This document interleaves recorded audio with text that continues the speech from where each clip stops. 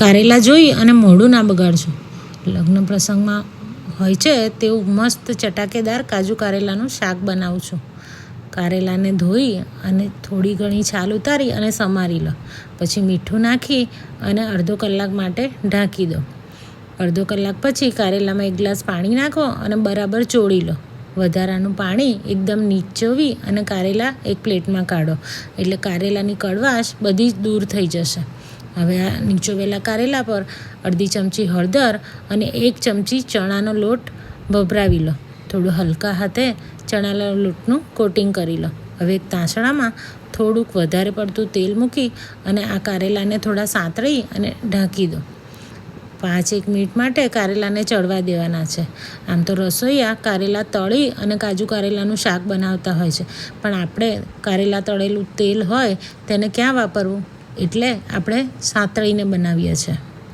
સાંતળેલા કારેલા એક પ્લેટમાં કાઢી લો અને વધેલા તેલમાં કાજુના ફાડા સાંતળો અને સાથે 2 ચમચી તલ નાખી લો. કારેલામાં બેસન નાખવું ઓપ્શનલ છે, પણ હું નાખું છું કારણ કે તેનાથી સ્વાદ અને સુગંધ બહુ જ સરસ આવશે.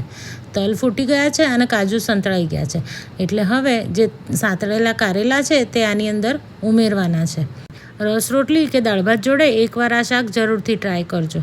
હવે આ શાકમાં મસાલો કરીશું. મીઠું, મરચું, ગરમ મસાલો અને ધાણા જીરું. 2 ચમચી સમારેલો ગોળ નાખવાનો છે. બધું સારી રીતે મિક્સ કરી લો અને 2 ચમચી જેટલું પાણી ઉપરથી છાંટી લો. પછી ઢાંકી અને 2 થી 3 મિનિટ માટે શાકને થવા દો, જેથી ગોળ ઓગળી જાય. 2 મિનિટ પછી શાકને ચેક કરો. જુઓ, સરસ એકદમ લચકા પડતું શાક બની અને તૈયાર છે. શાકને પ્લેટમાં કાઢો.